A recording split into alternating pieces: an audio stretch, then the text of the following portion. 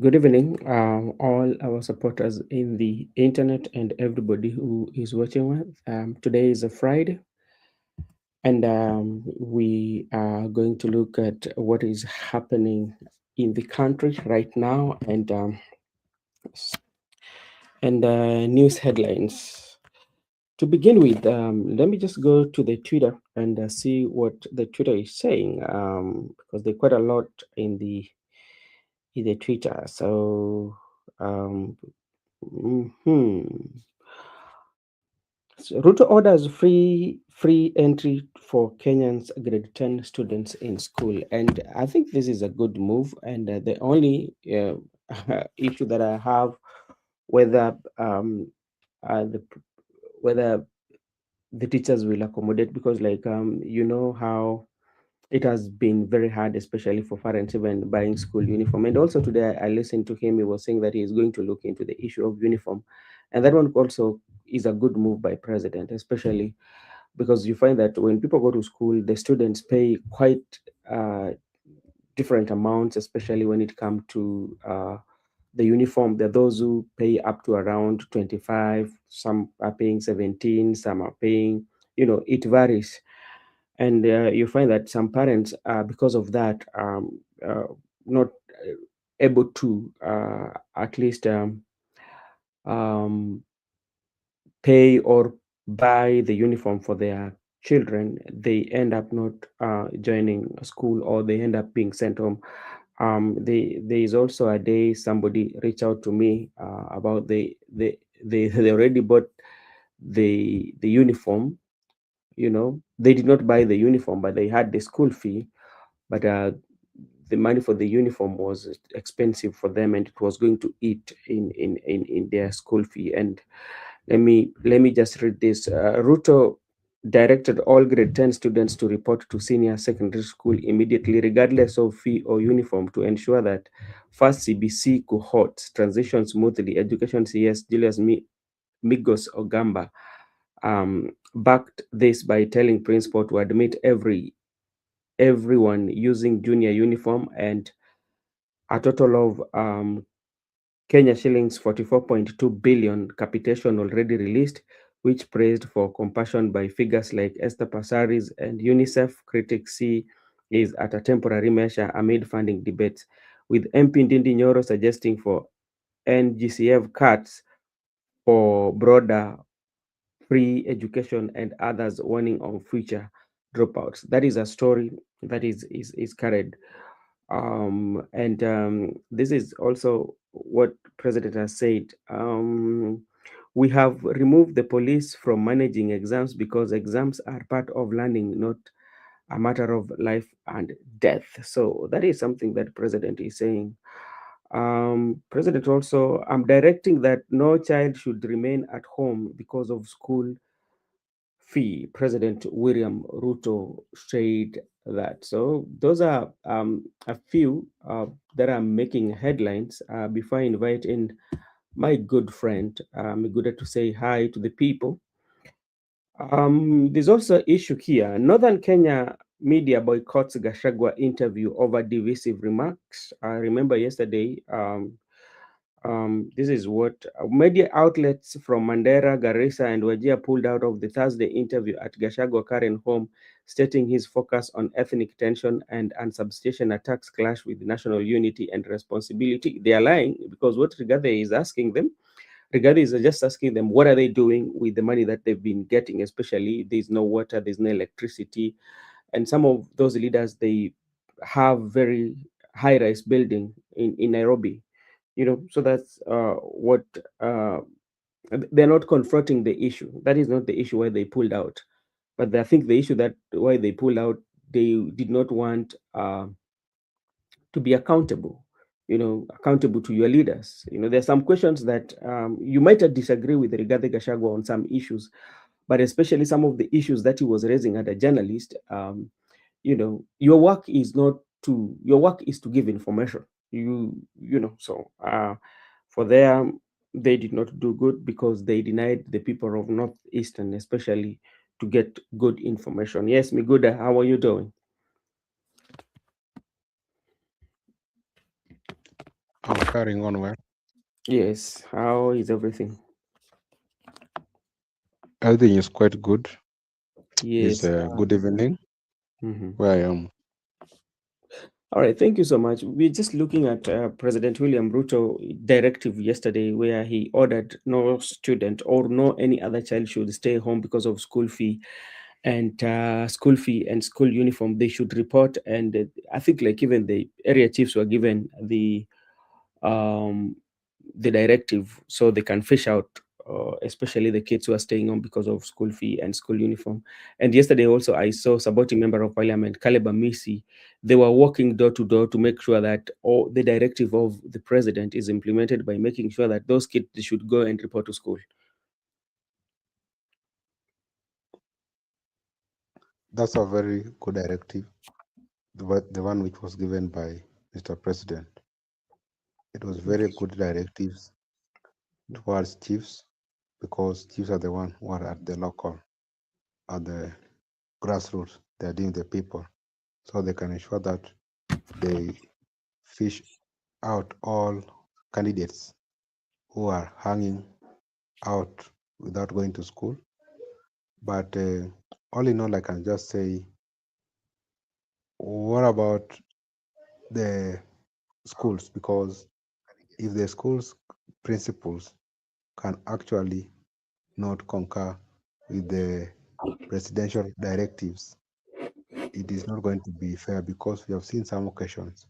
Mhm. But even if you admit them, for example, in boarding schools, there are personal issues Mhm. like box, like Mhm. utensils, like you have basins, those personal items.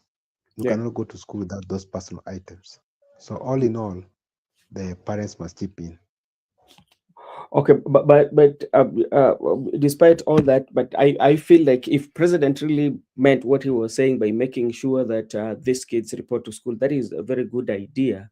And I saw on the statement the secretary of education say that a total of 44.2 billion was released as a capitation. So my worry is especially that. When you look at the fee structure, I think like you've interacted with the fee structures, especially you find that the government is only capitating something like around 22,000, and the rest should be done by the parents. So you find that the ones that are being paid by the parents, these are the ones that are used to run the school, especially for miscellaneous expenses. That how is government going to compensate for that? That's what I was saying. It's a very good directive by the Yeah. government. Hmm. But even if they issued money to schools, remember that is the annual money they usually give to schools. They just go directly to that percentage. I remember in a class of 40, maybe 30 pupils or students have paid the entire fee. Then Mm, the 20,000 have been carried by government. What about the 10 students? It means the 10 students are going to get only 20 Ks from government, but the rest, where are they going to get it from? That's the question mm, they're asking here. And that's what I was telling you in terms of admission, it entails a lot. If you're taking your kid to a boarding school, for instance, not even a boarding, even day school, there are mhm, some other extra expenses like remedials. Who is going to mm, cater for your kid remedials? Because maybe a class of 50, 40 have paid for remedials, 10 have not paid for remedials. Are they not going to be taken to remedials? Not only remedials, but also there is welfare amount, whereby those these are just extra charges apart from fee. There are the mm, schools you find that remedials are 10Ks, then welfare 1,000, then issue to branding. How do you brand your uniforms? Then you yeah. purchase the uniform. Then Mhm, also there are some things like ID cards. You must pay for your ID card. So you can't be in school without ID card. That's what I was telling you. mm, Even though the government has paid their capitation, which they have to pay, but there are some extra charges that mhm, must be paid by the parents. There are some extra even if it is not fee, but you mhm, cannot be in a school that the government has told me to go to school without a school uniform, without branding, without mm, welfare, without remedial, without admission. those things are very vital for you to operate in a school because you have to be admitted. And there are some parents who don't have even a penny right now to pay for school. There are some parents who they can only afford 5Ks. That's the maximum they can afford. And that's a reality. So when he was speaking to them, you ought Mm. to have analyzed it broader that what about those other extra charges, those other extra expenses. But let me tell you, the president has actually received the rightful intel Mm. because most people haven't reported to school. That's a reality. The Yeah. people who have reported to school are fewer than the people who are at home. So in terms of intels, in terms of information, he has received the proper one. That's the correct one. But now in terms of solving these issues, is Mm. not going to be solved. It is not going to be solved amicably.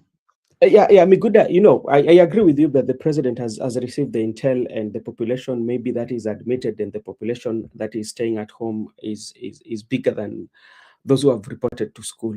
But now, when you look at the directive of the president, looking in the long term, do you think that based on how sometimes we usually witness things are happening, do you think this will be sustainable?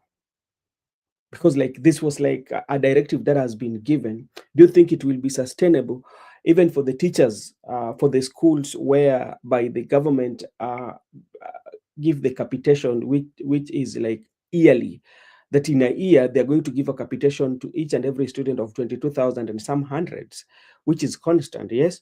But you remember, the school has to run though.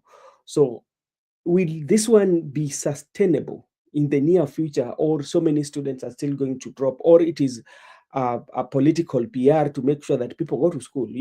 There's some of the things that also we need to ask ourselves, because this was something that I don't think that president was there was a plan for it, because if there was a plan for it, there ought to have been a communication earlier enough, especially to let the parents know that this is what is going to happen. Like what I saw the member of parliament for Saboti was doing, like walking in homes to homes to make sure that these kids go to school, that like it's like is kind of like enforcing the directive that was given by the president. But to me, from my own view, I feel it is a very good idea which was not planned for, but in the long run it is not going to be sustainable. I got your point. Also, the issue of area member of parliament for Saboti Yeah. walking door to door.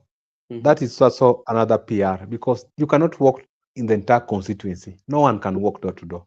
No, with a group. Even Actually, if did you see that video where he had a group of young men and women? They were making sure, you know.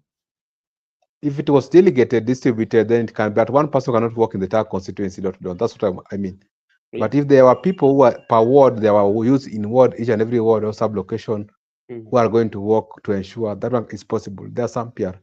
What you are saying is it's never sustainable. Like I've told you, I got friends who are teachers. I interact with them. Yeah. When you interact with them, they'll tell you that they depend on that remedial. Yeah. They'll tell you that they depend on their monthly salary. Hmm. And it is not enough. There are some environment whereby you must look on how you can make extra. It Yeah. is not enough for them. So that's why they have introduced remedial, which they are in concurrent with the government, that it Yeah. is not illegal. It is very much legal. That if I go extra hours, which is not within the context of the provision of the government, Yeah. the students must pay. And sometimes they call parents. The parents usually agree unanimously that we are going to pay you teachers this amount of money. We are going to pay even 5K is each. That's where the problem is. With the capitation cater for every student, Mm. there's no problem. But, but But but you know, it means that okay, go ahead. in the near future, we might end up having many dropouts because if it comes this year, then some Mm. people have just studied using that money, Mhm. whereas there are some charges which have not been paid, like the issue of meals. This it will Mhm. force school to send those because you cannot compel school not to send people. You can admit them, yes, but later when there will be unsustainability in the school, it will force them to send those people with fee balances. For instance, when we admitted previously people, we never paid the entire fee. It means we have balance like 13Ks, even Yes. 13Ks, 10Ks. So when our kids will be sent back home, even the ones which has been forced to go to school by government, they will be sent back home. So it's just a Yeah. matter of admission. But when as school runs, it will force them to be sent home each and every time, and they will not concentrate in the classes. So it's just a matter of, in my view, it's a matter of, because it was never planned. It could be even a program before we begin the new year, January, before admissions. But it has just come Yeah. in after the intels have been received that people are at home. So it's just something that is not, it is never sustainable. At the same time, it is not Mhm. proper calculated, because they are going to give schools hard time. At the same time, they are going to give parents hard time, because they will be sending them out. But I don't oppose people to go to school. They should go. And these are now the reasons why we are advocating for free education. Now Yeah. it is getting a sense that we ought to have free education, because once it is free, there's no need of many people not joining. Okay. Yeah, thank you so much. I can also see our good brother Musimamo Isaiah with us. I mean, good. I agree with everything that you said about we are not opposed to anybody, and we applaud the president for giving that directive. But especially from the look of things, because we are in Kenya, we know how things are being done. Because the directive that the president has given, there are so many things that has not been put on consideration. The president did not even specify that, okay, for now, for school uniform, he said that, okay, they should go and use this, they should go with their previous school uniforms, yeah, which is okay. But now, my main issue is, like, if you tell the parents that this is catered for, the main reason why those children did not report, or the main reason why they did not report to school, is because there's inadequate finance, especially to facilitate the education. And now you've given direction that they should go. In that, it means the parents know that the government has now taken this issue of school fee on their hands. So which means maybe the parents can now start to work on how to make sure that some personal effect of their students, so of their children, are are being catered for them. I don't think like our parents can stay back home after the huge burden, especially when it comes to school fee and school uniform. But now you're looking at sustainability, and you're looking at the numbers of the students who are supposed to go. Because, like, if you remember the Uhuru Kenyatta time, everybody was supposed to transition. Like, nobody is left out, despite the number that you've got. If that is the case, then you know how is the school themselves, the principals and everything run the school, if they have inadequate finance? So which means for long term period, if it is not well thought, or if the president do not have strategies in which is going to curb that, but it's going to be a very, very, very disastrous in the future, especially for this program, especially whereby people go without clear guidelines on how, especially when it comes to school fee, and how to see how those schools are going to run. Msimama Barigani.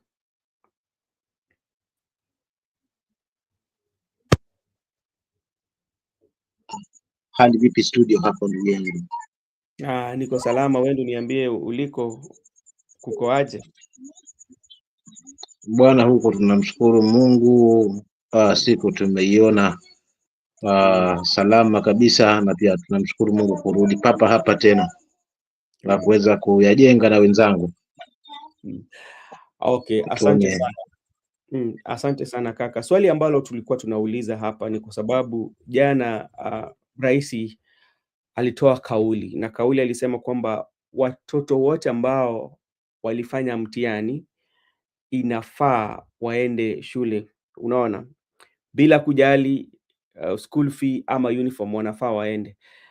Lakini tunasema kwamba ni kauli mzuri na ni vizuri, kwanza rais alisema hivyo, lakini tunaangalia kule shule.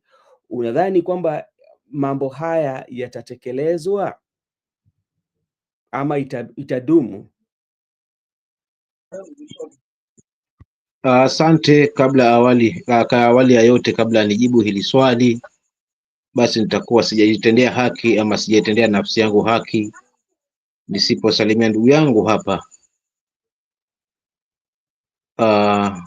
Miguda, lakini vile vile pia na wale wapenzi wanaotufuatilia haswa kwenye hii show na wale ambao wanatuwakilisha upande wa pili, namaanisha upande wa comment section, kama vile Paul na wale wengine wote ambao wanatuwakilisha upande huu. Kaka, unajua huu ni mwaka ambao tutastaajabu ya Musa, kisha mwisho wa siku tuone ya Firauni. Kwa nini? Huu ni mwaka ambao kila mtu atajaribu kuonyesha makali yake kwa sababu ya kuweza kujiandaa na kile ambacho kimekodolea macho pale mbele. Sasa hapa ndipo tunaposhika nazi na kusukasuka, hatimaye mwisho kulipata koroma. Maana hapa tutachagua nazi kwa sana, kisha mwisho tulipate koroma. Ni naweka katika hayo mabano ili tupate kuweza kung'amua haswa hayo mafumbo mawili kutokana na hii kauli. Kwanza, mimi kama msimamo nashindwa ni watoto waliofanya mtihani wote mpaka nursery school, ama ni wale wa class 8 ama not class 8 bali wale wa CBC na wale wengine wa primary na wale wa secondary na wale wa secondary school na wale wa university, ama ni watoto gani ambao labda pengine haswa kawaweka specify labda pengine kwa hili ni wa CBC ambao wanaenda katika grade 10 Kwa hivyo waende haswa mashule hao. Ndio kauli rais alisema, bila sare za shule, bila pesa, waseme kwamba mtoto asibaki kwamba yuko nyumbani, lazima waende shule. Maana wameshalipa kila kitu, unama watagharamikia kila kitu kucha hawa wanafunzi, ama ni kinamna gani? Unajua kila jambo lazima likitolewa kama hivi pia litolewe na njia zake, ili tuwe na taifa ambalo litakuwa lina uwazi. Mimi kuna mahali nilisoma kwamba takriban bilioni 44.2 zilitolewa kwa si mbaya, lakini je, kwamba shule zitagharamikia haswa kila kitu, uniforms, everything? Hapa kuna ndugu yetu hapa, wacha nimsalimie Paul. Wacha tu nisalimie Paul hapa. Amesema mambo mzuri hapa. Kwa kimombo, the kid will use the junior secondary school uniform for a specific period of time to enable the parents to get money and buy uniform. Sasa Paul, ndugu yangu, mimi niko na swali. Ukiingia katika tuna swali kwa sababu unapata kuna mashule zingine wakienda unapata kwamba uniform cost almost like around 25,000, some costing like around 17. Hiyo ni kama one full year fee for a day school. So how comes then somebody will raise this? Kama pesa ya shule ndimemshinda, sasa uniform kama ni 25,000, especially for those who are going to national schools. Some of them range between, even President talked about this, and he said that he's going to look into this issue of uniform. Some of them cost as high as around 38. The president said from lowest to around 17 to 38. If that one the parents could not manage, now tell me, when are they going to buy these uniforms? Ndio hapo sasa ndo nakwambia tutastaajabu wa Musa tuone Firauni, maana kizungumkuti kinaingia hapo. Kwa sababu wazi ndio una mata zaidi, wala si hesabu ya pesa. Tutafanya hivi, tutafanya hivi, tutafanya hivi. ili kila mtu aelewe kwamba hili jambo linafanyika katika hali ambayo inaeleweka. Lakini ile kwamba nimetenga ama tumeweka bilioni fulani shule wanafunzi waende, bila kwamba kuna maelezo haswa kutoka katika wizara husika, lakini vile vile haswa katika wale walimu wenyewe, haswa kama labda pengine wamepata haswa hela hiyo, na kwa kweli inakidhi.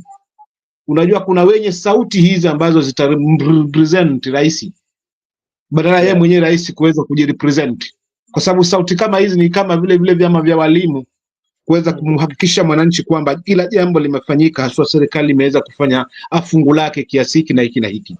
Lakini pia vile vile kuna wizara ambazo tunazilipa mishahara ambazo zina mandate kama hiyo, labda pengine waziri haswa angeweza kumrepresent rais na serikali yake kwa kile ambacho wameweza kufanya, haswa kwa huyu mtoto ambaye anajiunga na kidato cha kwanza tuseme, ama grade 10.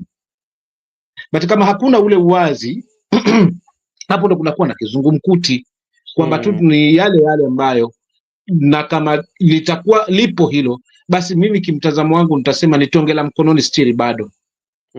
Na kawaida kama ni tonge la mkononi, ndugu yangu Ben na ndugu yangu Miguda na wale wengine, kwamba halishibishi tu, ni kule kujistiri, kisha mwisho wa siku tutaukosa ule wa mvuleni, ama tumepunguziwa mzigo tu, yani tumeweza kutolewa mzigo huo kwa kichwa, lakini tumeshushwa tena kwa mabega. Na Ben tunajua kwamba mwili ni huo mmoja tu, kwa sababu palipo bega na kichwa, mwili ni huo mmoja tu.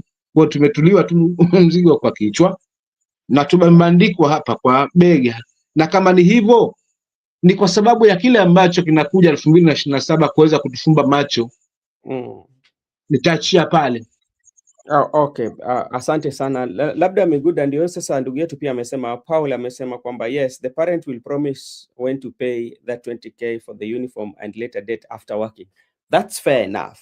So even if the parents say that, okay, I'll pay this one after 20 years. See, bora tu mtoto anaenda shule. Hiyo itakuwa mzuri.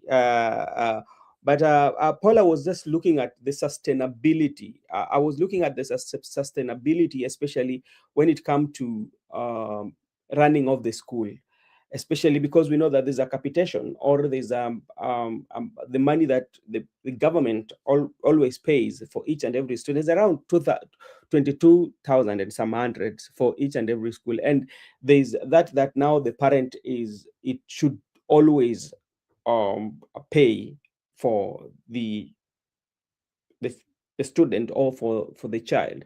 So now, is the parent still going to pay for that, or what is going to happen, or the government is going to cater for that?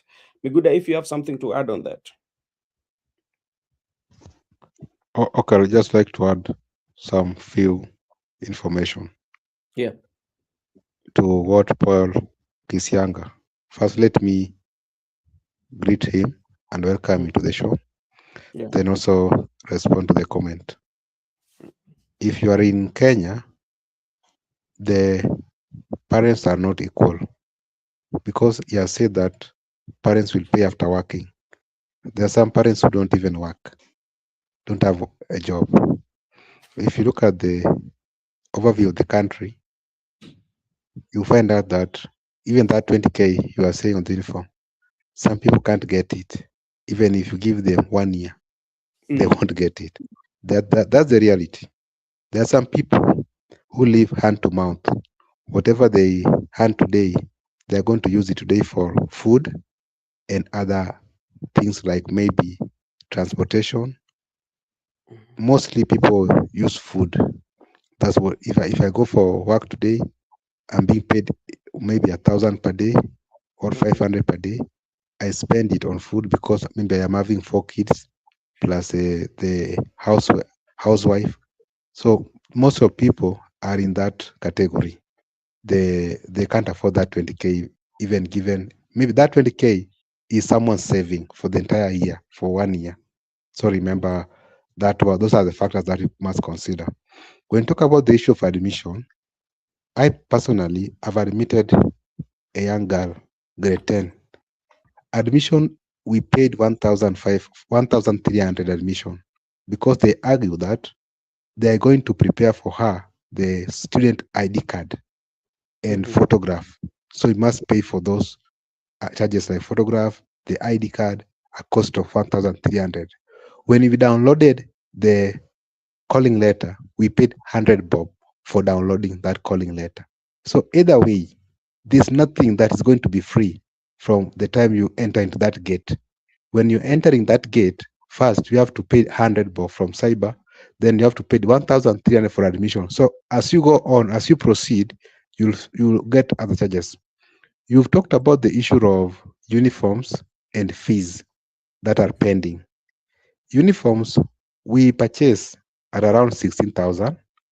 That is just a fee for the entire year in day school. And when you say they are going to use the junior secondary uniforms, when they are in class, remember, maybe we are 200 in Form 1, 180 are having proper school uniforms. They are Yeah. having three skirts, three shirts. But me, 10 of us, we are having the one we use in junior secondary from various schools. It looks to me that it's like a discrimination. You don't feel to belong to that institution. You don't feel to be part of the student. You might argue that you should focus on academics, not uniform, but that is not proper. That psychologically already you have drained the student, because as the colleagues are moving on swiftly, he is busy thinking of how the parents will get uniform for him to fit. Remember, even when they're going for the context, like science congress or sports.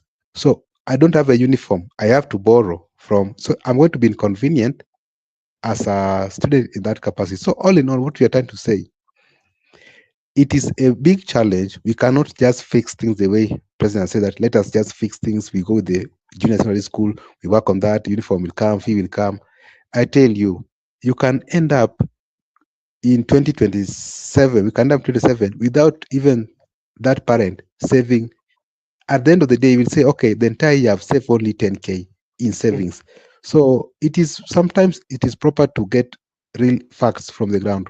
If you don't focus on the national schools or category one or those professional parents, there are parents who they earn, they live hand to mouth, and those are the more in the in that circle. All right. All right. Thank you so much. And Joseph, thank you so much for joining. It has been a while. I don't know where you've been. But Miguda, also, before inviting Joseph, something also you have to look at. They even, the people, some of the students who have performed well and have been um, uh, given an opportunity to join national schools. And these national schools, especially from the uniforms and especially some other hidden, would I say some other hidden money that you usually pay on admission that are not included even in the calling letter. So which means that they can range from for up to around 15,000. So that if you're going to admit somebody in national school, especially, you have to carry something like around of 15,000 just only for some um, uh, expenses. So, Joseph, based on the directive that the president has Okay, given, okay. Before you, I want to clarify one issue so that it can remain factual. yeah, Oh, the issue you have talked about, you carry other amount. Like I've told you, I told you when I was taking my niece to a national school just last week, but one. I had paid the entire school fees, and I have paid for the uniforms, and I did my own branding at home. I paid for all shoppings. So I carried an extra of 8K cash. So when I started admission, as I was moving swiftly, I had to stop. I had spent the entire 8K. So I had to call back and they sent me extra. So whatever I spent in that, I spent 20Ks in that process of admission alone.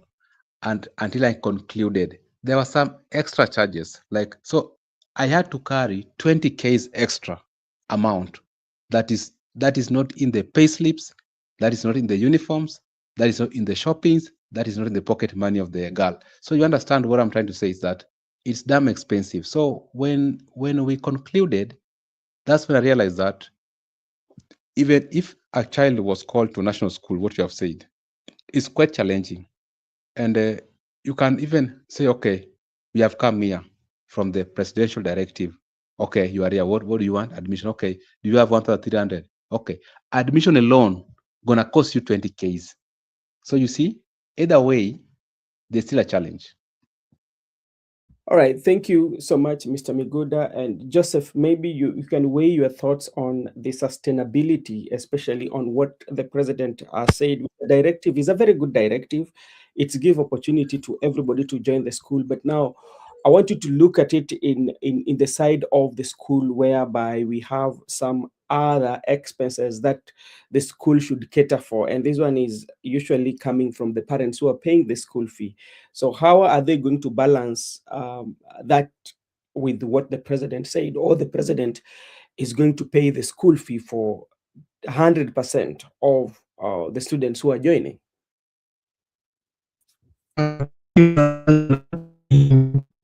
Uh, uh, check your mic. Check your mic on your phone.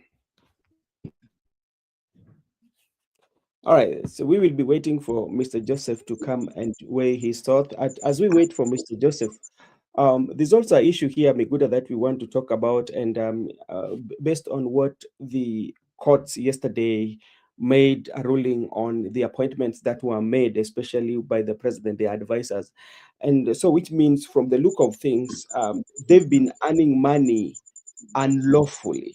They've been earning money unlawfully. So in that event or in that scenario, will they be able to refund the money to the government? Uh, I, I, I, Oh, I, that's okay. Joseph is there. Let me just use 1 minute. 1 minute, then I'll leave to Joseph. 1 minute. Joseph, can Joseph, you you still can still fix it? fix it. We are not getting it. Joseph, kindly fix it. Yeah. Okay, so I will say, you understand, we have a challenge. For Mm, instance, if today I was in a competition to become member of parliament, then my opponent has been elected, then I can move to court to protest his election.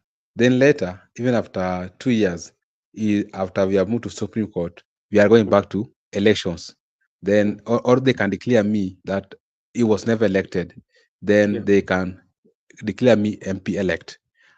So the question we have been asking, does this member who have been serving unlawfully going to return all the grants or the salary he has been handing? But we haven't, there haven't been that refund.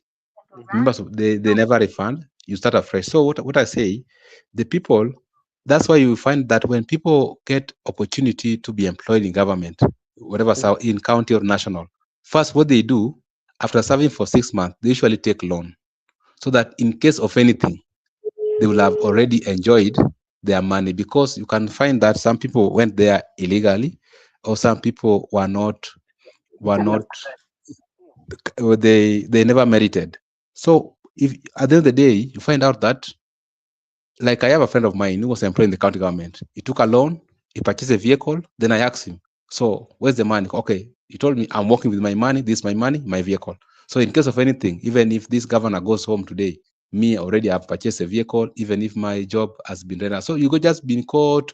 It will be county government versus, like right now, it will be the state versus the person who actually identified the issues. At the same time, it will take time. So there's no need, there's nowhere these people will refund this money back to the public. I don't think so. You are muted.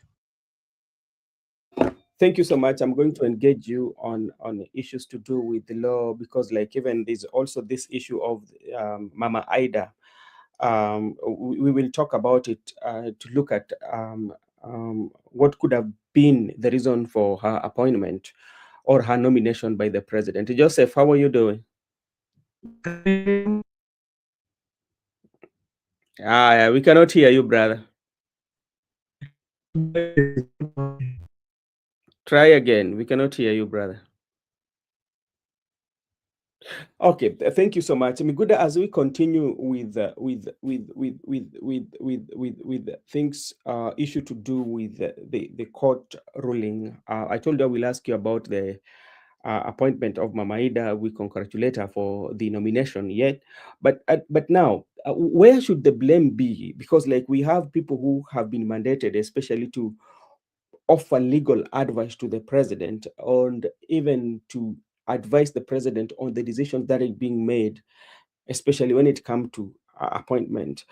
And we have also the legislative wing, whereby the they should always, especially when such like appointment are being made, they should also have the president accountable. And now the courts come and say this after so many years. Where is the loophole, or where do we not get it right? Hello, Mr. Joseph. Can you hear me now? Yes, we can hear you now. Sorry. I had to fix my. I have used all the devices. I think they were not working. Sorry. Mm.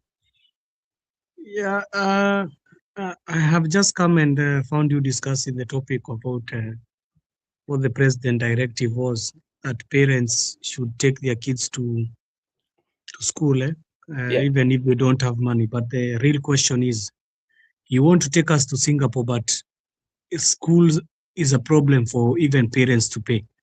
So is that factual? Are you even being factual with what you're saying? You're saying you want to have a 5 trillion budget to be able to take us to Singapore. But that 5 trillion budget, you have not heard anything about education. Education, if you don't have education, there is no need of you building those roads and everything you're building, as long as you don't have education. You can even be building those houses and everything. But where is the masses going to get the education even to be able to maintain those houses? So I'll come direct to the issue of education. I was thinking that the near future presidents who are going to come, starting with the presidentship of Uhuru and Kibaki, they tried so much on how they could give free education, and it was not even very easy. It was a bit also, there was still money which was being paid. So I was thinking with the presidentship of William Ruto is where he could have made all schools free, and I was hoping that even the boarding schools could have been made free because we had free day school education. I was thinking that they are going to scale it up and make it free boarding schools, and all learning will be free until now we enter to university, where we could now be speaking about another thing. The next term government could have come. But now we are going back to where we were, that even schools cannot. How can you be, as a president, you're saying that people should be, parents should take their kids to school, and you know very well they don't have their financial capability is very low. It means you already know the problem where it is, and what are you doing about the problem? Are you even saying that you are going to have free education, or you are just saying that parents should take the kids to school? You know, if he was very serious with what he's saying and is very serious with this issue of education, what he could have just said, there is no need for giving these MPs CDF. There is no need. Because why do we give them CDF and even school capitation is a problem? Let every member of parliament be removed 50 million from their CDF kitty. That one will be money enough for us to be able to cater for kids education free of charge. You will not be having where you're going to as a parent and you're being asked about activity fee. Brother Miguda said so many things are requested in the school, not only the school fees. Ruto only thinks that it is only the school fees which is asked. I don't know. Maybe he was teaching his kids in another system of, the schools they teach their kids, the international schools. As we have gone to these schools, which are either you call it national, you call it provincial, or any case, you need to have money which is set aside from the school fees. And Miguda has told you he went with 8,000.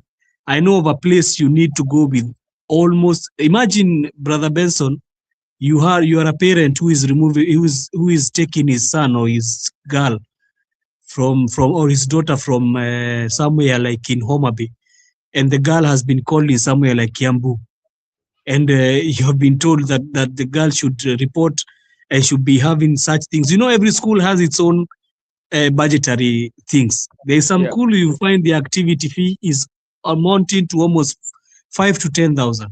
Another school you find it is almost even more than 15, because you find what the school needs. You know, other schools even are not even near a place where they can be able to get food in plenty. For example, a school in Kirinyaga is very easy because it will be having food in plenty. So the way the school is buying food is not as damn expensive as a parent who is taking a kid in somewhere like, well, let's say, for example, the area where there's scarcity of food. So the president is actually very is dilly-dallying with this issue. He knows he has failed as a leader to be able to tackle the issue of education. And now what he has seen, the best thing he can do is say that kids should be admitted, because he's feeling guilty because the kids already are at home. Do you know how much money I was told by one parent that he used to enter his kid in grade 10? He used almost 30,000 for only uniform only. Yeah, it is. And you have not counted even now the other prices that Miguda has told you there about activity fee. There's other ones which come with, even the uniform you are told you buy in school. You are told you go for an outlet that the school is the one who mandates. They want to get back the money in their pockets. They always eat together. So they tell you, enda ununue nguo pahali fulani, usinunue nguo pahali pengine. So these things are things that are supposed to be dealt. We first deal with education itself was supposed to be free of charge. No even one single coin, even activity fee, even enrollment fee. The only thing that the parent is supposed to be asked for, it is only things like pocket money for the kid, things like uniform you should buy for your kid. Now, for example, you are being asked 20,000. You see, you can be able to buy uniform in phases. It's not like the same way you can do school fees and activity fee and everything. But now imagine you're a parent, you're being hit in both sides of the side with the school fee, with everything. So I don't know why we need CDF. What is the CDF money for? I think even Dindi Nyoro, as well as is working with the CDF, is saying that CDF should be cut. People should be cut the money of CDF and take it to schools, because there is no benefit of me getting my kid through. There is no benefit of me getting my kid through grade 1 to 6 only after I'm told that I need a lot of money in grade 10, which I cannot be able to facilitate. You know as well that Kenyan parents are living hand to mouth. Kenya is not an economy that we can, I always feel very funny when a whole president says that we are taking Singapore. When 80% of the people in the country, they are living hand to mouth. They are living hand to mouth. Just go and look at there is a person who came and asked a very valid question. How many Kenyans have 100,000 in their bank account as savings? How many? And even the Kenyans who were around there, they could not able to answer, because who has? It means that if you don't have even almost 100,000 in your bank account, it means that we are living in the poverty index line. We are not even in the middle income.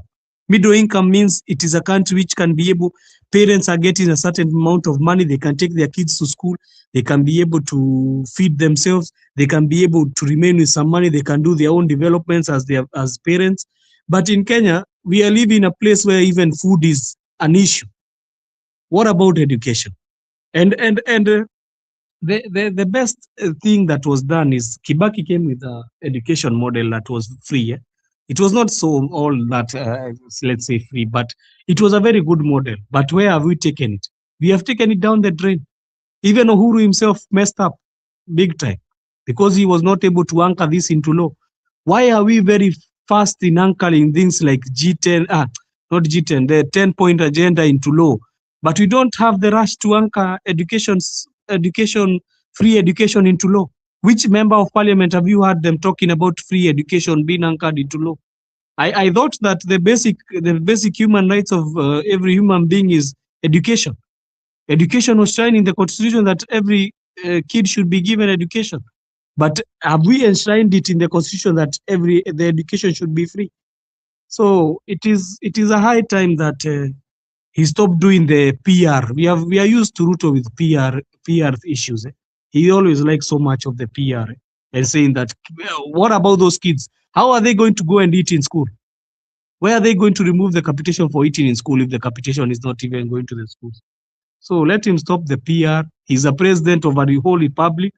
Maybe let him tell us that he's running a banana republic. But if he's the president of a country which is supposed to be functioning, let him stop with the PR processes. He's supposed to be doing the whole thing of giving capitation to schools and knowing how we are going to anchor into law. What is the need of giving an MP 130 million for CDF? Cut it off. Cut 70 million and take it to education. Put it in education so that if you hear any principal or any person asking you for school fees, he's supposed to be reported. So let him stop dilly-dallying. There is nothing good he has done, Brother Benson. There is nothing. Because he's the one who is supposed to deal with that issue. He has let health down. He has let education down. He has let everything down. So thank you, Brother Benson. Paul, wacha kuniambia nicheke. Hiyo ni vizuri, kama atakuwa amesema hivyo pia ni sawa, lakini sisi pia tunaangalia, kwa sababu unapata kwamba kuna wenzetu ambao madugu zetu ambao wako katika viongozi, ni maviongozi katika hayo mashule, na ni swali ambazo hao pia wanajiuliza. Joseph too, I'll engage you. I was waiting for Makubura because I don't know how I'm going to do it, but like, let me give him a few minutes. If he doesn't come, then in the next 9 minutes, I might close because like I have an appointment to attend and I cannot miss it out. So we were just talking about the ruling that was made by the courts about the advisors that were appointed by the president because they did not follow the due process. And also that's what was said, especially from the judgment, one of the rulings. But now the issue is, you look at the people who have been employed around, especially to advise the president, especially, or to advise the state, especially when it comes to making this appointment.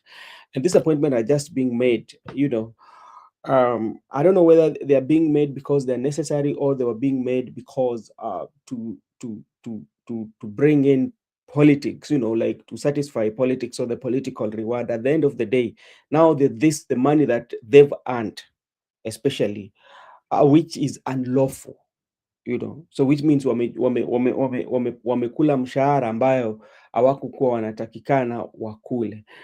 Labda tu in brief, then Joseph will come. If Makubura doesn't come, then he might come to the show later. Miguda, so what is the way forward for this? I think I gave out my opinion on that one. Mm-hmm. So I just want to say those people are not going to pay. Okay, my conclusion is this. The reason why sometimes even you get ghost workers in a county or in government.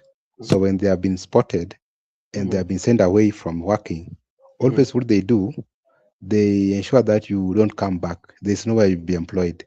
So you are being rendered useless. So that's the best the court will do to them, that they will not make a comeback as employees of the government.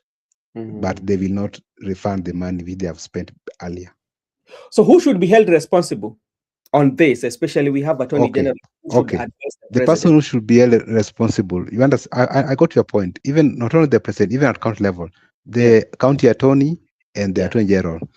And like I've told you, there are sometimes they do things deliberately. They know very well that this, like, so do you think Mr. President does not know it is unconstitutional to employ people unconstitutionally? They know. Even the AG knows. But now, because there are things they just decide to do contrary to the provision of the law, that it's only sweet. If the law does not suit them, they will do whatever they will do. So I think that's how they operate, and that's why we're saying the rule of law. The rule of law, that's the way to go, not the kangaroo way, because like such. Remember, even right now, that's what the court has spotted. But there are people who are still ghost workers in that government. Remember, right now, as we speak, there are many people who have not been spotted.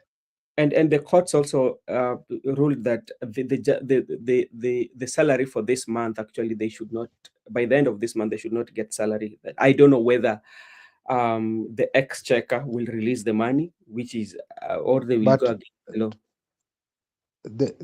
Maybe they might not release that. That is true. But remember what I've told you. The best they can do, they cannot be employed in future. But whatever they have spent, like I've told you, many people usually when they are employed in that category, they usually take loans and they do whatever they want to do with that money because they know very well that when the law will catch up with them, already they have spent. For instance, if such person had a loan of maybe 3 million, then is now being fired. Already he has spent that money he ought to have spent all his time working for the next 5 years.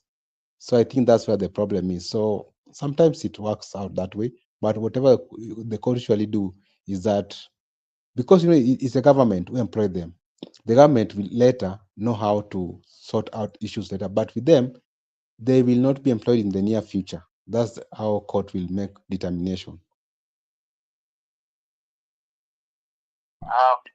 I wanted to say one thing, but Benson, before I will bring in Joseph. Joseph has talked about the issue of parents. If you ask the parents how many have 100K savings, Joseph, that's a different environment. The real environment, concentrate on the rural, because in urban centers we are few. The few of us live in urban centers. Majority of Kenyans live in rural. Urban centers, you can talk of 100K as saving, but if me, I've been to rural area for 1 month, I've been there for the entire 1 month just in the village, and when I could afford breakfast, lunch, supper, my surroundings, my neighborhoods were saying, hey bana, we uko na pesa, because even if you spend 400 per day, you are rich, uko na pesa. So if you go back to the rural areas and ask them, how many of you right now have 10Ks as savings? Most of them don't have 10Ks in their savings. Leave alone the issue of 100K or 20K. 10Ks alone, you can count maybe 3 people in the entire sub-location. Maybe he was a school principal, maybe a assistant chief, or maybe a doctor who's around in that area, or a pastor. But most of the people living in the village, I can tell you, that's why they are crying there's no circulation of money in the village. So in that circumstances, you find that most of the people who have passed exams are coming from those areas and they want to go to school. How will they manage? So see, these whatever directives, it is just good in the eyes of the voter, but there are also some realities on the ground that must be checked. All right. Okay. Thank you so much, Joseph. As we continue, maybe you can weigh your thoughts, especially on the employment of, especially the advisors of the president and the court ruling that has taken. So what is the way forward? Are they going to be dropped from the office of the president, or they are going to continue to work, as our friend here is saying, that those people will continue working as usual? The court has been captured by the state. Thank you for Miguda to inform me that I did not know. So, brother, I want to answer that question about the people. I think starting from the old regime of Uhuru Kenyatta, that is where we messed up this country, and we messed it up big time, because during Uhuru's time we got people who were called CSs. I know you remember the people who are called no, CAS. Are they called CASs? And he appointed them knowing even if they were not in constitutional, they were unconstitutional. And I can see the whole trend also continued with William Samoei Ruto, because also it's like he's picking up from where his boss left, his previous boss, and he has brought in this kind of caliber of people calling themselves that they are the advisors. And I can tell you clearly, as Paulo has said, I don't think there is anything which is going to be done to them. They are going to continue as the way CAS has continued their work till the last minute, and they are not going to be, they are going to be given, the problem with Ruto is one thing has entered into his brain. He need to broaden the government. The government has been broadened enough, because he needs to please certain quotas of people so that he can be able to remain in power. And that's why you can see the whole shenanigans of broad-based has also entered even into certain quotas of, I want to put you as my advisor of legal matters. I want to put you as my advisors for economics. I want to put you. These people, you're giving even that they are your advisors. The problem is do they give you the right advice? If they are giving you the right advice, we could be saying, these guys, even they are doing their best, their work. So what they can do, they can try to anchor them into law, but they don't. They do nothing. There's nothing they are doing for the common mwananchi. They are there just to siphon money for themselves and their whole friends who are there. So I don't think they are going to be taken any action for them. I think the court has pronounced itself, but the government also is very cunning. It's just going to say, "Nyinyi court kaendeleeni tu kuongea." We saw what Uhuru Kenyatta did. Court was given, it's called what? They were giving orders, but there's no orders which were being followed. I think that is what now is going to be the trend of William Ruto in the next days to come.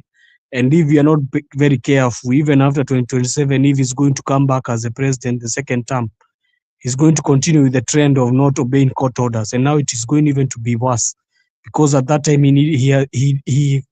he's going to need to know how he's going to be able to broaden the government so that he can be able to buy the people he's going to run against. Because if those people he's going to run against, they are going to mobilize and be able to give him a tough time when he's trying to seek for his second term, he'll need to broaden the government more. So thank you, Marco Bura. Okay, thank you.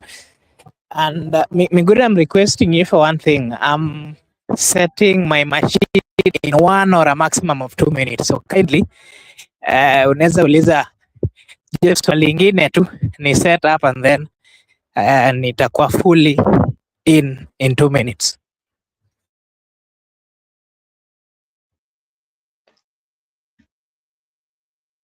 Okay, I think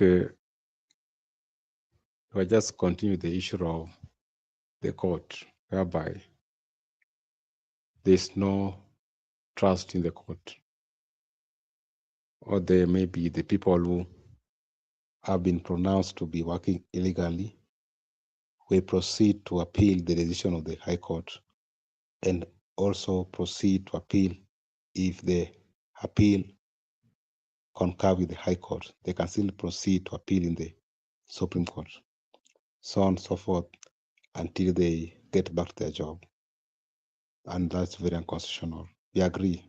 Sometimes when the court is captured by the state, we expect such moves, we expect such decision, but the reality still stands out that the offices, all the jobs which those people are carrying out in the government offices were actually unconstitutional in terms of even the salary and remuneration.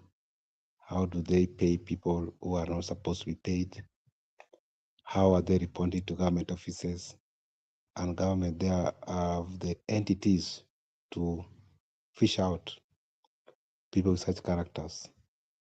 But you find out that all in all, it is being fueled by the big man syndrome, because I know a tall relative somewhere, I can work and I'll work. And right now, wherever they are, they say they will continue working. So I think that has been a norm. What Joseph was trying to say, it has been a norm in the country whereby each and every regime comes in when we have concluded appointing people in accordance with the constitution. The people who are remain behind, who supported us, or who are our relatives, we see on how to fix them in different departments unconstitutionally, provided they are getting their salaries. So they cater for the people who stood by them, their relatives, through taxpayers' money. That's now where the rubber meets the road. So all in all, I can just say we still need a lot to do as a country, to review many things as a nation. And this time round, court should just stand with the people, even if the court has been captured. The decision of a judge should not be captured. The opinion of a judge should not be captured. The judge should make decision or termination based on his own or her own school of thoughts, with the references to the precedents and whatever. So I think that is my take. Makubura, back to you. Okay, thank you so much, Good. And sijui yetu ameenda wapi, lakini ni sawa. So allow me to say hi to Good here. You can see Good has joined us, and not forgetting Paulo. Thank you so much for also finding time to be with us. And who else? You can see Joseph was here with us, and yeah, everyone joined us. I want to take this opportunity to first acknowledge and to say a big thank you for your time. Just find that to join us and to be with us. We don't take it for granted. And so, Miguda, since I did a little bit late, I'm not so sure of the exact points you've discussed. So maybe if you can give me a brief, so that I can also give my views as you will be directing me. Good.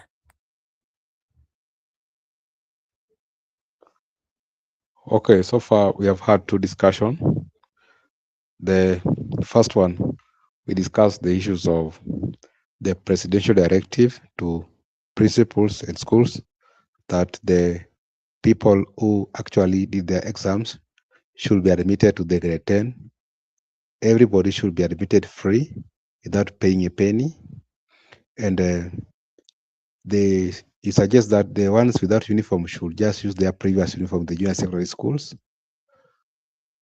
So we have discussed many issues to do with the school fees, school uniforms, admission fees. We have discussed so many issues to do with the parents, the savings for parents, income, how do parents work, and we have measured our discussion on the entire country, whereby most of Kenyans are in rural areas, and the difference between the people in rural and the urban centers. You can weigh your views on all those issues.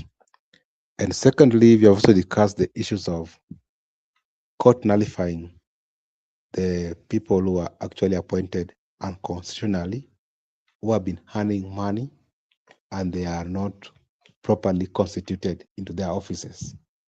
How is that one gonna affect us? How are the people gonna be taken out of the job or later, so on and so forth? So you can discuss those issues as you proceed.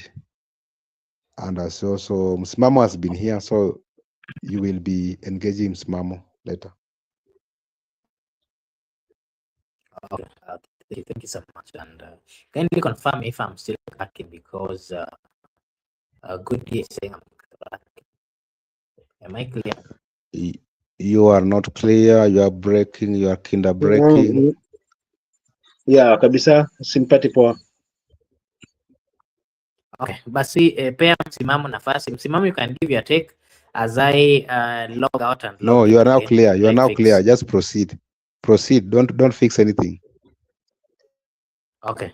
Thank you so much. I would want to give my views first concerning the schools. We saw the schools were being reopened, and we've had quite a lot. The people are crying. There is no stability. Let me put it that way, because the government itself is saying it's money.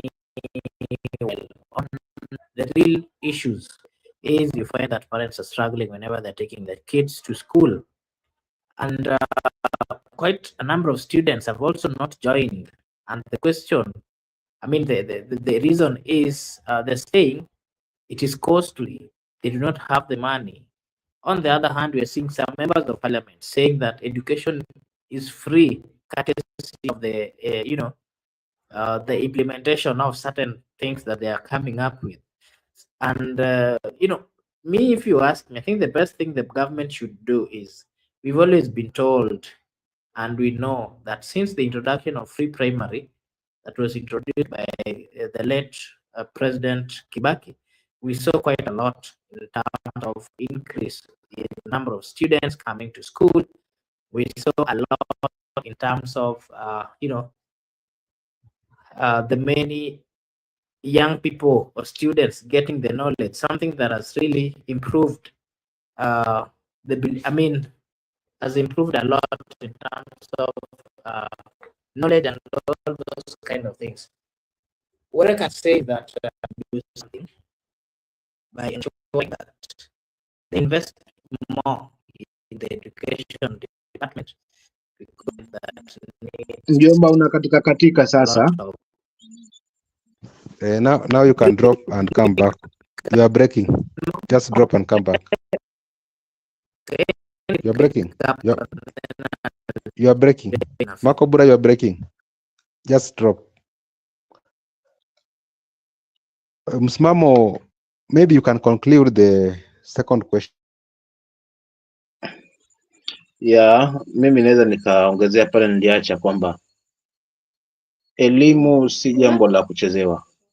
Elimu tangia awali ndio mambo makuu ambao waasisi wa hili taifa waliweza kuyaweka mbele, likiwemo njaa, lakini vile vile kutoa na ujinga ambao ndio hiyo elimu. So katika hiyo misingi inafaa kiongozi ambaye ataweza kushika hatamu aijengee misingi ambayo hata pindi atakapotoka katika hatamu ya uongozi, basi yule ambaye ataweza kushikilia badala yake aweze kuendeleza pale ambapo ameacha. Na kwa kufanya hivyo ni kwa mipango ambayo ina uwazi thabiti, ambayo imepangika haswa kisawasawa machoni mwa wananchi, kwamba kitakuwa ni jambo endelevu, si jambo la short term. Elimu haina haja ya short term. Elimu inataka haswa long term solutions ili iweze kuboreka haswa katika hali ya usawa, lakini pia ili iweze kuwa rahisi kwa Mkenya haswa yeyote ili kuweza kuaccess elimu, kwa sababu ndio uti wa mgongo wa hili taifa. So hivi vitimbi ambavyo tunavishuhudia, kwangu mimi ninasema ni kwamba ni siasa tu. Uamke tu kwamba watoto endeni shule, basi ni kutuonyesha kwamba labda pengine haswa tumerejeshwa pale nyakati za zamani za mzee akisema amesema. Lakini tukumbuke kwamba, je, hizi pesa zimefika kwa elimu? Wathibitishe, wizara husika ithibitishe, ione kwamba imejenga hii, kwamba kama ni hawa watoto kuendeleza na masomo itaendelea. Si jambo kwamba baadaye kwamba ni shikilizi, kisha alafu baadaye mzazi akipata mbavu arudia tena pale alipokuwa. So sijaona kwamba hili jambo la elimu kwamba haswa limepata suluhu katika njia hii, zaidi ya kwamba ni siasa, ili wananchi waone kwamba sasa hivi rais wetu ameweza kuleta masomo kwa bure. Kwa sababu wengi sasa hivi wana narrative kwamba, hata mimi ndio maana nimuuliza hapa kwamba je, ni wanafunzi wapi? Kwa sababu nilikuwa sijaelewa kwamba ni hawa wa CBC ambao wanaenda grade 8 peke yake. Wengi sasa hivi hapa mtaani unasikia kwamba ukisikiza haswa maoni ya wanasema sasa hivi elimu ni bure. Mimi kwamba ni ile kutafuta sympathize kwa wananchi na kuwauzia matumaini, mwisho wa siku wapambane na hali yao, na pia mfumo ambao upo mzazi lazima pia ataguswa tu, kila elimu lazima ataguswa tu. Kwa hivyo swala la elimu si swala la kutiliwa siasa, ni swala ambalo linafaa haswa kujengewa msingi kaswa katika uongozi ambao upo, ili kusudi haswa yule ambaye pengine huenda kule mbele atakuja kuchukua hatamu hizo, basi awe kwamba amejengewa misingi thabiti katika elimu, na ambayo itakuwa ni rahisi kwa mtoto yeyote haswa wa taifa hili, awe baba yake ni kizito, awe ni maskini, ni chochole, maisha ya chochole, lakini kupata elimu, wanapata elimu sawa haswa katika hili taifa. Anapata nafasi ya kuweza kujiunga chuo kikuu, anapata nafasi ya kuweza kujiunga shule ya upili, yani hii mambo ya rekebishwe zaidi. So ni lazima yatafutwe misingi, si siasa. So kuamka na kusema waende shule hata na wakiwa na nguo zao za nyumbani waende, sawa, watakwenda, lakini je, litadumu kwa muda gani? Lazima tupewe hilo jibu. Is it kwa muda kidogo tu ili mzazi avute pumzi, ama ni jambo endelevu? Mimi nitaongezea kwa hapo, naona kakaangu amerudi. Asante. Thank you, Msimamo. giving your take, but I also wanted, allow me to finish what my points. I wanted to say that the government needs to do more investment in the education system, sector, because it is only education that can make son of a peasant to get or sit in a table with the dynasties. So it is again the only way to solve the economical and all the political, all the challenges that are being faced by different sectors. So I had the proposals that were being brought forth by Honorable Ndindi Nyoro about reduction of NGCDF allocation and directing part of that money to the education department as a way of consolidating and also solving the differences that are there. I think it's a good proposal because the government needs to do more investment so that Kenyan citizens, especially the young, whether in primary or in high school, they need to get an opportunity to study and to get the right knowledge. Of course, whenever they get this knowledge, in one way or another, it will be a positive thing for the country in matters of innovation and, of course, implementation of quite a lot. That, of course, will make the economy of the republic to get higher. And again, things to do with industrialization and all those kind of things. We'll get a lot of innovation and talents from the knowledge that these young people would have gotten from the field. So I'm also urging the government. It is right to invest in education. It is right to use the right mechanisms. It is right to ensure that the children of the peasants and the dynasties get the right education, and let them emphasize on making the education easy, or making it easy for people to access it, because it is the only positive thing that any serious government that wants to solve problems and the challenges of a country, that is what they are supposed to be investing on. Ndidi Nyoro gave a good proposal. It is one that should be implemented. It cannot. The question that the people of Kenya are asking is, why is it that in Kiharu or in Madeira, students are not paying fee, while in other constituencies, the students are paying fee? I think this is a national issue that needs to be tackled by the national government, and to ensure that all the children or students in whichever counties they're in, they are not supposed to be paying the school fees. Instead, the government needs to cater and sort the all expenses that are incurred. If President William Ruto decides to do that, I think it would be one of the best legacy that it will leave. It will be one of the best legacies of reminding or ensuring that the hustlers he has always talked about and their lives and their futures are catered for. That would be my comment on the same. So, Miguda, maybe something else that you guys talked about that I need to give my views before.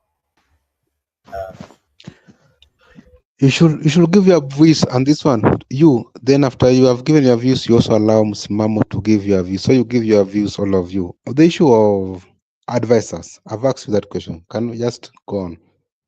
Okay. Yeah, we saw quite a number of.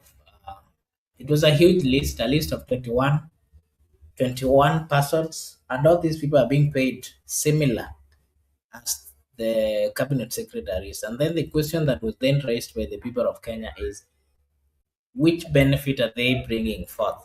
Which, Kenyans are benefiting of what exactly from them?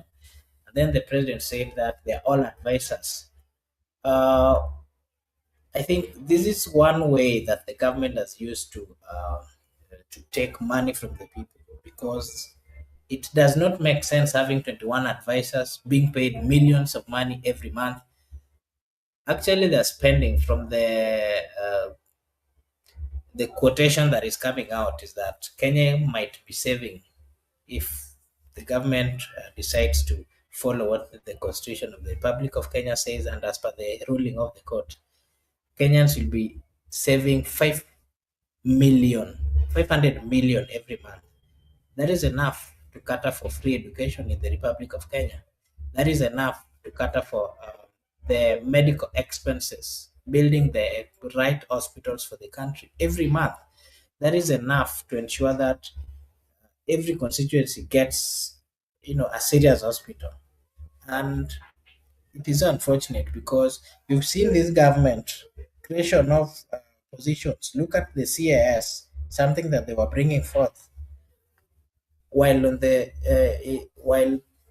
the truth of the matter is that it is against the constitution. It is neither here nor there, and they want to implement such kind of things. So it is a burden to the citizen, a citizen that is already paying a lot of tax, a citizen that is already paying the affordable housing, something that they are not even guaranteed whether they're going to be given or not. The truth of the matter is that they're not going to be given. So the citizens of the Republic of Kenya are burdened, they're paying a lot of tax. It is right for the government to relieve them from the many difficult, the big yoke that they're carrying of paying people who are not assisting them in one way or another. It is a burden for the economy. It is something that can be used, that allocation of money can be used to drive the economy and even increase quite a lot. So being positive sometimes is the best thing. And I wonder why an advisor will be paid similar amount as per the cabinet secretaries. To me, it is a burden to the people of Kenya, and they need to relieve the people of Kenya out of that debt. Ms. Mama, you can give us your take on the same before we move to the next.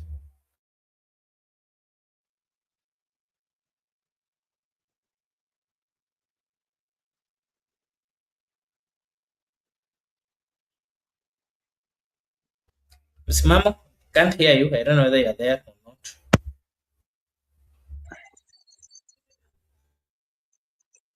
I'm audible really. Nakusikiza, endelea. Hello. Yes. Unajua kabla ya yote wacha nisalimie ndugu yangu James kona hapo na yule mwingine amejiunga nasi pia upande wa comment section. Cha msingi hapa tunashindwa na yani kile ambacho kinatutatiza kama taifa ni mipangilio thabiti ya kudumu kama taifa haipo. Tunapata ni kubambanya kila jambo linabambanywa lionekane sawa. Na linabambanywa vipi? Pesa nyingi ambazo badala zitumike haswa kwa mambo yenye tija zinatumika katika mambo ambayo hayana tija, ambayo yako kinyume na kinzana na katiba. Hivi vyeo ambavyo vinatafutwa ni vya urafiki. Hawa waliweza kutusupport, lazima pia wapate nafasi, kwa sababu kuna ile msemo kwamba serikali ni kubwa, keki ya serikali ni kubwa, inaweza toshea kila mtu. So unakuta sasa tunaumizwa wananchi kwa kuweza kubandikwa mzigo ambao unatulemea, lakini kuweza kuondoa inakuwa ngumu. Kwa hivyo ndo hapa unakuta anakuja na mfumo haswa wa kuweza kutulia huo mzigo kwenye kichwa, kama hii elimu vile amezungumza, ameutoa mzigo kwenye kichwa cha mzazi, badala uweke chini ameoregesha kwenye bega la mzazi. Kwa hiyo ukapumzika hicho kichwa, lakini bado mzigo unamlemea kwa sababu bado kwenye bega.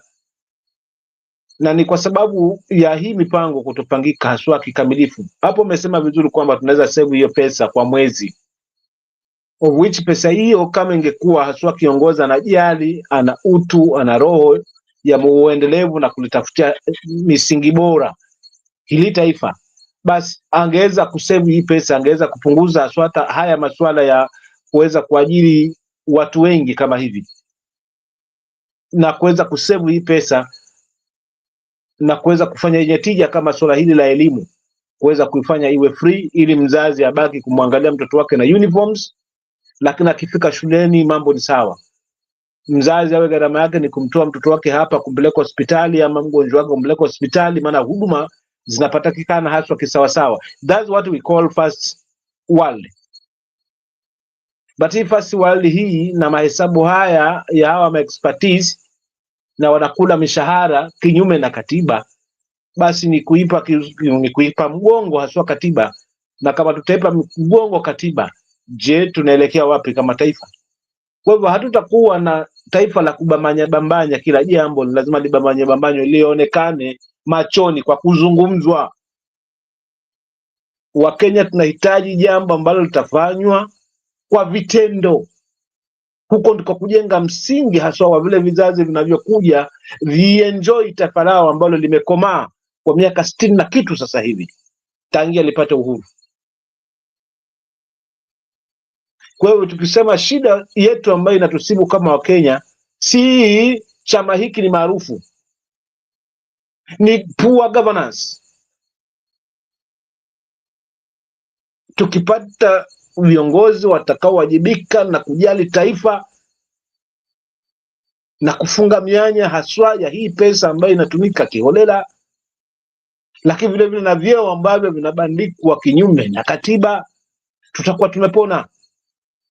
So all our eyes, na macho yetu kama Wakenya, jukumu letu ni kuhakikisha kwamba huongoza hata ubambanywa kinamna gani, hata waleta Raila Odinga wampe kazi gani, haijasaidia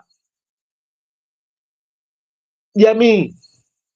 Ni kuteka views, maoni ya Wakenya yagawanyike, haswa yakishagawanyika inakuwa rahisi haswa hawa watu kupita katikati. So wakisema ni watermelon Kalonzo, watermelon wa kwanza ni hii serikali inajionyesha haswa vile ambavyo inataka kupita katikati kwa kuweza kujenga matumaini badala ya vitendo. Mimi nitaachia pale ndugu zangu, asante.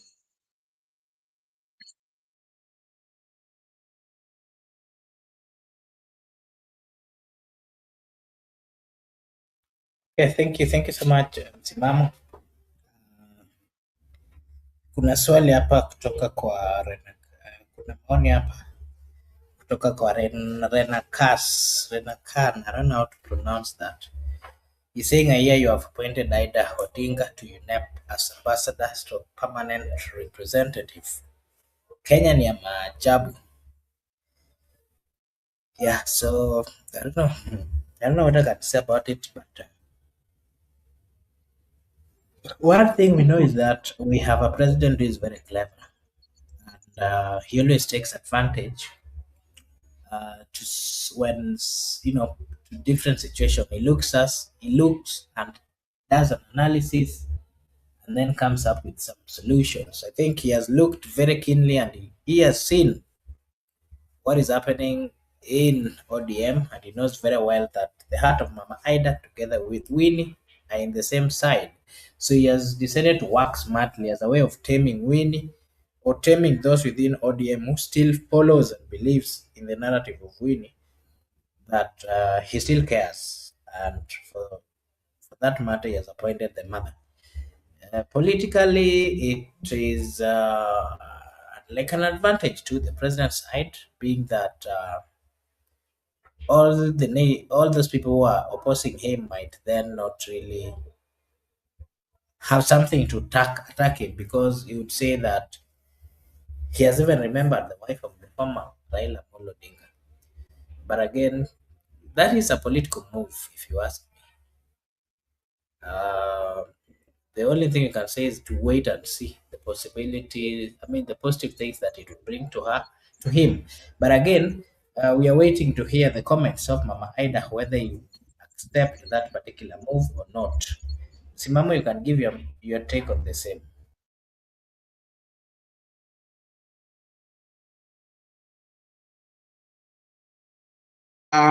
Asante.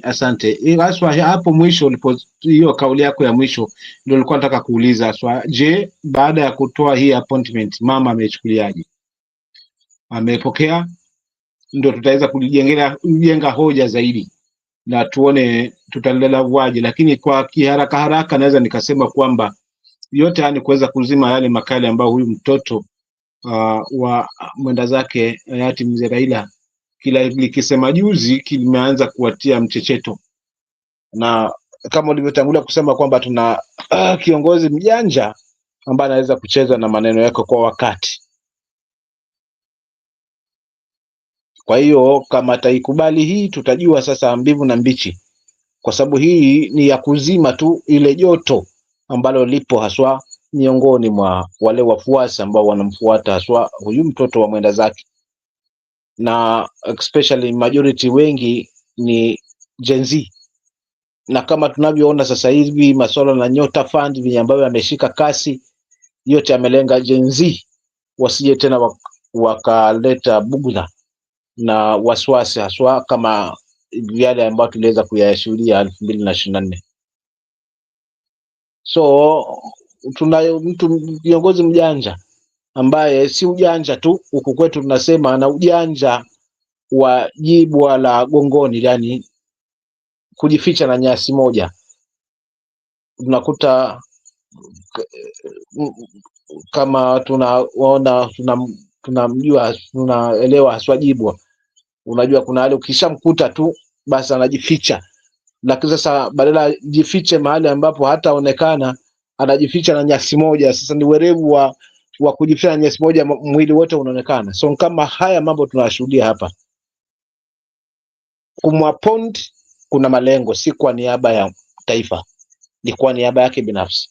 Kwa hivyo to me that's not a plus. Kusema kwamba school fees ni watoto waende shule hivi hivi bila mipango dhabiti inayothibitisha haya, to me still bado unasema it's not a plus. So ni haya tunaletewa kwa sababu ni 2026 hapa, kila kitu kizuri tutakionyeshwa kwa huu muda.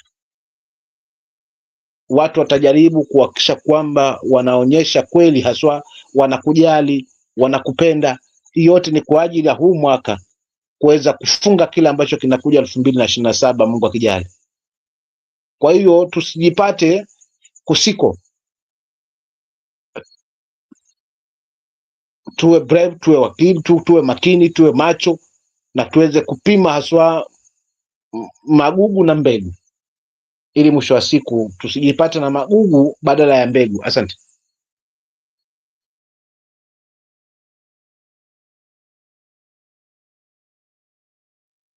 Okay, thank you, Msimamo, for your take, and maybe allow me to just highlight a few texts here, where Paul is saying, "Good year, get used to tribal appointment. It is at the basis of you are bringing what to the table." Okay, and Good year here is saying that I don't like tribal appointment. It should be on merit. Pathetic. Now, low, yeah, so there are quite a lot here. And I think Msimamo, labda unaweza peana tu maoni yako based on these comments before we call it a day. Paulo is saying, Goody is saying politics and interest normally take center stage. Who knows? Who knew that her dad and now the mother will be dining with Ruto? Let's not sleep on the wheel. Ruto is cunning. Msimamo, tupe maoni yako, your views on these comments, and then we can call it a day.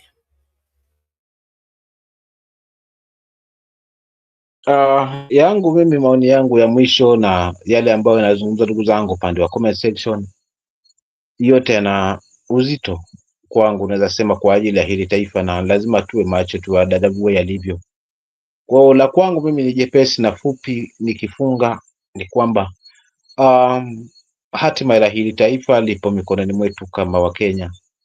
Wale viongozi wakicheza smart kwa niaba ya hili taifa, basi itakuwa kwa manufaa kwa ajili ya sisi wote wa Kenya, lakini wakicheza visivyo upande wao, basi utakuwa haswa ni hasara kwa hili taifa, na kuweza kurekebisha hiyo hasara itachukua muda, maana mwisho wa siku utaweza sometimes talazimu haswa hata pengine haswa kuleta mwagaji wa damu, haswa maisha na pia uharibifu wa mali, kwa sababu hasira ikipanda, ghadhabu ikimwingia mwananchi kwa kuweza kusukuma hadi ukutani, basi itakuwa ni ngumu zaidi.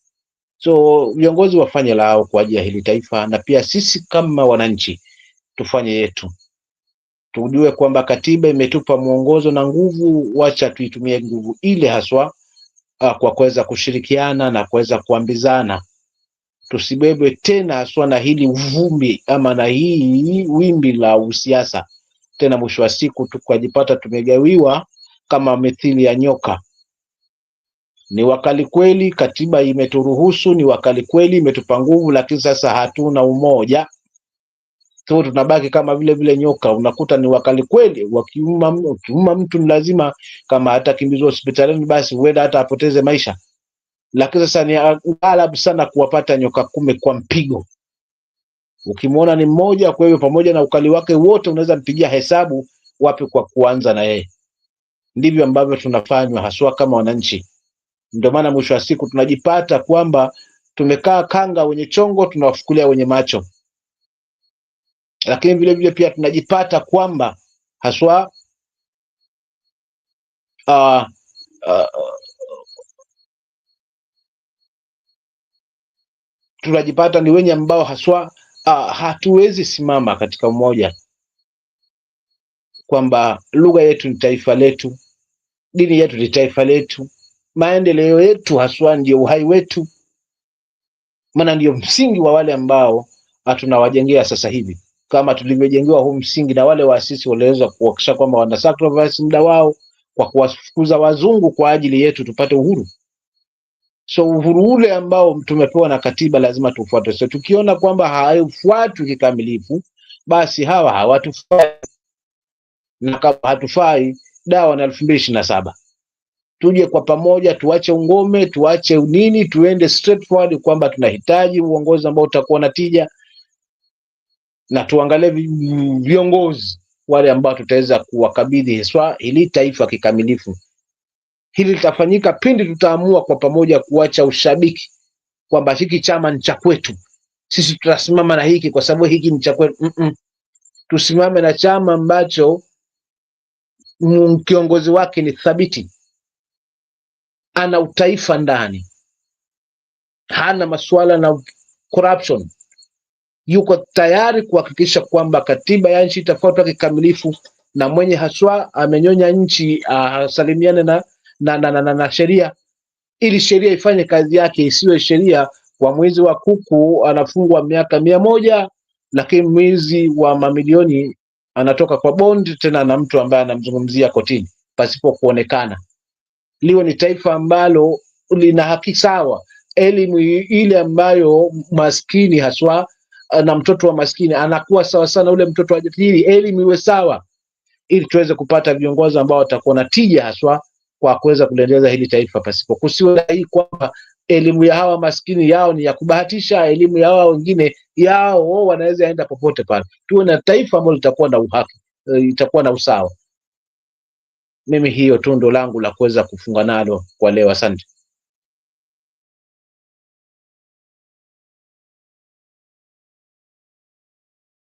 Okay, thank you. Miguda, anything else that is still pending that you're supposed to give our views on?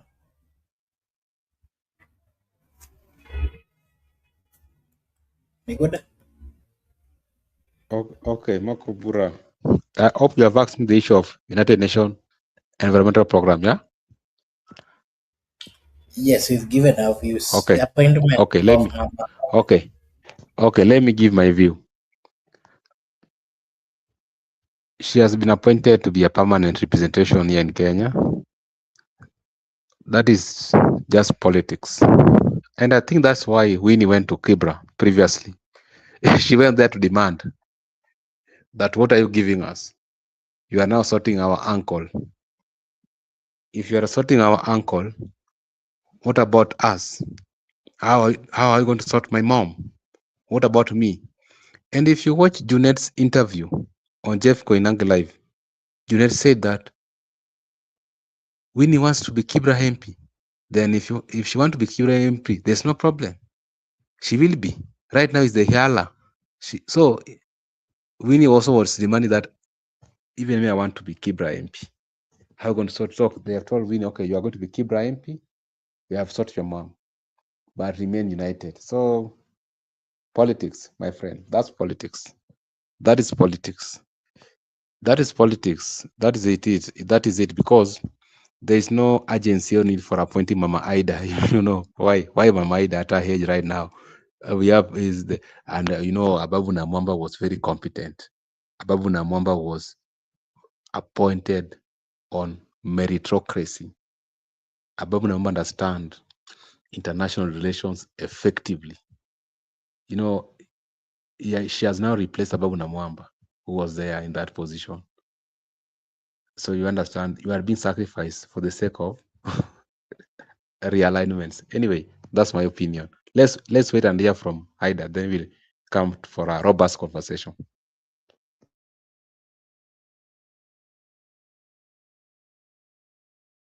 Maybe you can give us your final remarks, Miguel. Okay, thank you. I just want to appreciate you for hosting the show. Initially, we are here with Brother Benson. We begin very well. We have end well. Thank you for coming to the show. Msimamo and also Joseph Kariuki, who was actually here. I also want to appreciate our good friends, Goodyear from the comment section, for coming to the show and contributing to the above subject. I also want to, Ayaga has just come right now. Ayaga, tomorrow, make sure you come very early so we have been waiting for you. Ayaga. Actually, Ayaga, we have been waiting for this. It's a discussion you're supposed to discuss here. So I think we will ask you those questions when you come back to the show. And also, I want to pass my greetings to you, Ayaga. Happy New Year for the first time seeing you since we begin this year. I want to appreciate Paul Kisyangas and they are somebody. So hopefully, by God's grace, we'll meet tomorrow. And okay, we'll discuss. Bye, Makubur. Maybe Miguda, just a minute before you leave. The president commented something about Didi Nyoro. I don't know whether you saw that. There are many things about Didi Nyoro going on social media. People, including the president, Salasia. Yeah, would He you also got kindly, before you critics. leave, yes, kindly give us just a view from the criticism that is getting from his colleagues, and then his take about Safaricom and the revert that the president has been giving, and some cabinet secretaries about it. What I understand, in an institution like parliament, there must be someone who is the president favorites, like the Molom MP, Kimani Kuria. That is Ruto's favorite. Then you find out that Didi Nyoro also is Ruto's favorite. There are things people know about shares in Kenya Power, Safaricom, and also Didi Nyoro might be having other sources to fund his constituency. He does not rely on the NGCDF alone. You never know. He's coming from Muranga. Maybe the Muranga billionaires have decided to make him, or they want to made him. They want to made him as a future leader of that region, or as a Mount Kenya. So that when today I was in a certain hospital. So when we were watching news, mainstream media, Citizen TV, we saw adverts of Didi Nyoro. Then we were like, really, up to this extent? So I think they are preparing him for the 2032 elections. So in that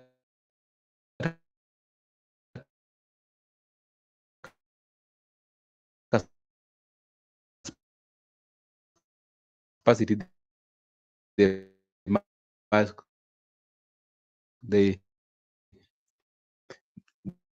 are preparing him for the 2032 elections.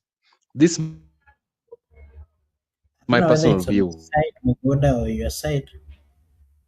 You've been breaking kidogo kidogo. We didn't get your last comments. Miguda.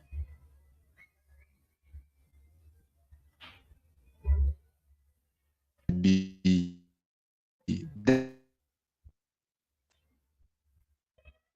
Miguda, kindly check your internet. I think it's not stable enough, and they wait for you to rectify. Allow me to just read some few comments. Good day saying Gideon was not far. You will get his reward soon. Rana here is saying, I pray that you are right. Ida may have not been consulted. That's why she will decline. Okay. Eric the Nairobian, please find time. Tell us when you are available. We need to have a discussion. been a while. I hope you're fine wherever you are. Miguda, are you there?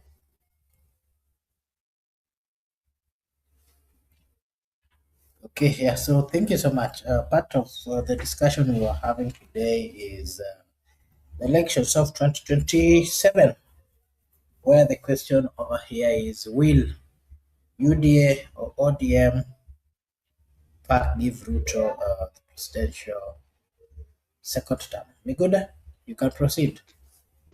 Okay, I just want to conclude because I'm having problems with my net.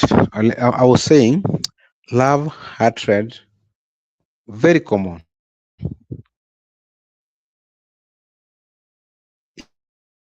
Even you, when you are in schools, not that the entire classmates love you.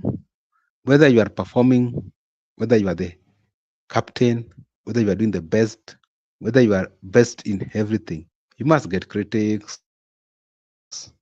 So the Salasia issue should not be worrying. If at all Ndindi is doing it rightfully. But like I've told you, you might question. And again, I don't see anything wrong if today I'm the area member of parliament for Kibra, then I can mobilize some resources from international community or local to support my education kit. To me, I don't think that one is wrong. I might be wrong, but I stand guided.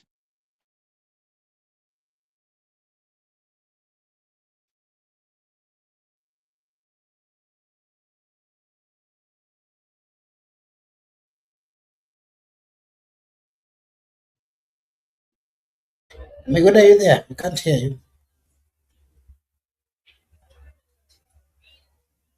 Miguda?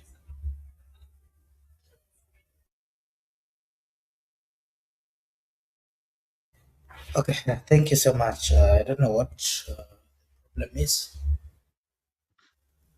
Megura, allow me to leave. Kindly, we'll meet tomorrow.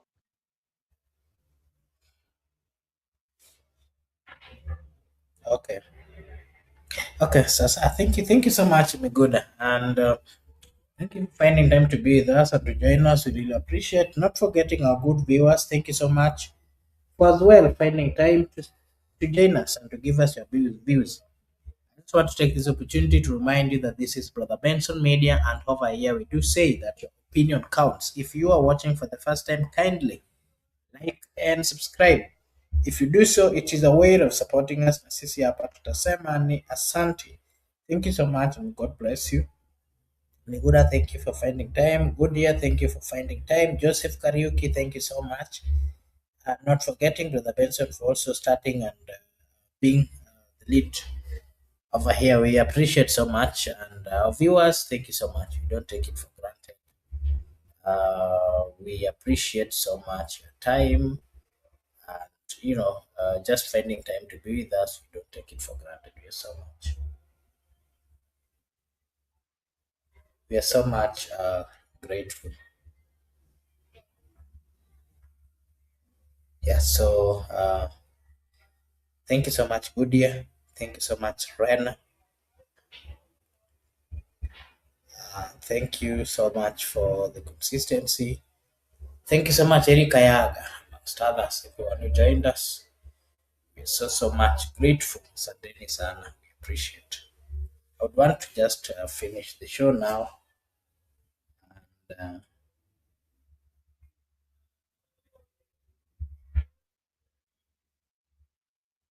yeah, so we'll continue tomorrow. Allow me to take this opportunity to appreciate and say a big thank you to everyone. Thank you so much, and God bless you. See you again tomorrow.